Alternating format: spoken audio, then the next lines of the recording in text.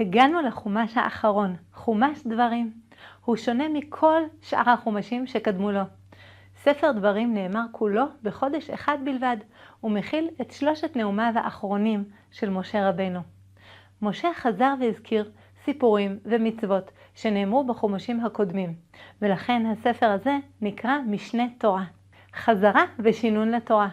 הדגש המיוחד בנאומיו של משה היה להכין את בני ישראל לכניסתם לארץ. אחד הדברים הראשונים שבחר משה להזכיר לעם הוא הציווי שניתן לשופטים. שמוע בין אחיכם ושפטתם צדק, בין איש ובין אחיו ובין גרו. לא תכירו פנים במשפט, כקטון כגדול תשמעון. לא תגורו מפני איש, כי המשפט לאלוהים הוא. והדבר אשר יקשה מכם, תקריבון אליי ושמעתיו. אין ספק שהכותרת הראשית של הפסוקים האלה הוא שפטתם צדק. מה זה אומר לשפוט בצדק? הפרשן תולדות יצחק מסביר מתוך המילים של הפסוק מה עשוי להסתבך ולהפוך את המשפט להיות לא בצדק. המילים בפסוק מתייחסות לכל סוג של מצב. המצב הראשון, אם השופט שומע קודם צד אחד ואז בנפרד את הצד השני, התוצאה של זה היא שיכול להיות שהוא יהיה משוחד לצד ששמע בהתחלה. ועל זה התורה אומרת, שמוע בין אחיכם. צריך לשמוע את שני הצדדים כשהם נמצאים יחד, באותו זמן. כך תהיה הזדמנות לצד השני מיד להגיב לדברי הראשון, והשופט יוכל לראות תמונה ברורה של הדברים. המצב השני, אם השופט אוהב מאוד את אחד האנשים או שונא אחד מהם, הוא באופן אוטומטי ירצה לדון לטובת אוהבו או לרעת שונאו. ועל זה התורה אומרת, לא תכירו פנים במשפט.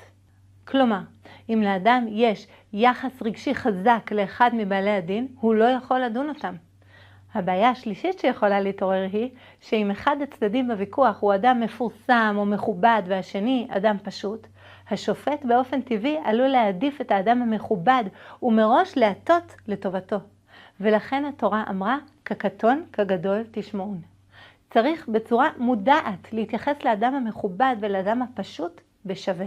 הבעיה הרביעית עלולה להיות שאחד הצדדים מתנהג באלימות ובצורה כוחנית ביותר, ולכן השופט עשוי לרצות לשפוט לטובתו, כדי שהאדם הזה לא יפגע בו, ועל זה נאמר, לא תגורו מפני איש. אל תחששו. והדבר האחרון שעלול לקרות, הוא שהדיין לא ידע בדיוק מה הדין במקרה מסוים. האם במקרה כזה יש פתרון? התשובה היא כן. את הבעיות המסובכות יותר צריך להפנות למשה רבנו, ולאחר מותו לבית דין גדול שיהיה באותה תקופה. שימו לב לביטוי חשוב בפסוקים, כי המשפט לאלוקים הוא.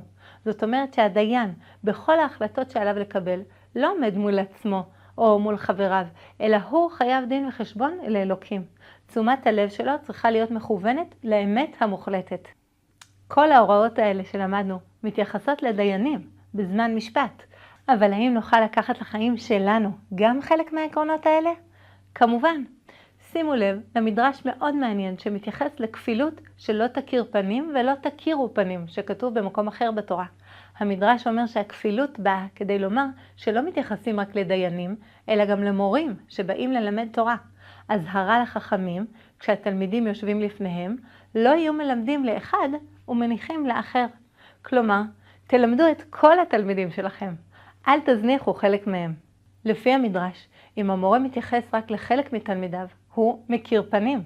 מכאן אולי נוכל גם לקחת את העקרונות האלה ולבדוק איפה הם משמעותיים בחיים של כל אחד מאיתנו. כשיש ויכוח, עלינו להשתדל לשמוע את שני הצדדים לפני שבוחרים צד בוויכוח. לא להעדיף מראש את החברים שלי בגלל שאני אוהב אותם, אלא לחשוב לגופו של עניין. אולי דווקא החבר האהוב עליי טעה הפעם. כמה פעמים אנחנו נותנים יותר אמון או יותר יחס לאנשים מפורסמים, מקובלים או בעלי מעמד, ופחות מקשיבים לאנשים שקטים או פשוטים יותר. התורה מזכירה לנו שכל אדם ראוי שיקשיבו לו בצורה מכובדת, כי כולם שווים לפני השם. עלינו להשתדל לא להיות מושפעים מבריונות וסחטנות, לעשות את הדבר הנכון, אפילו אם הלחץ החברתי קשה. ואולי הלקח האחרון הוא אחד החשובים ביותר. לדעת שלא תמיד יש לנו את כל התשובות.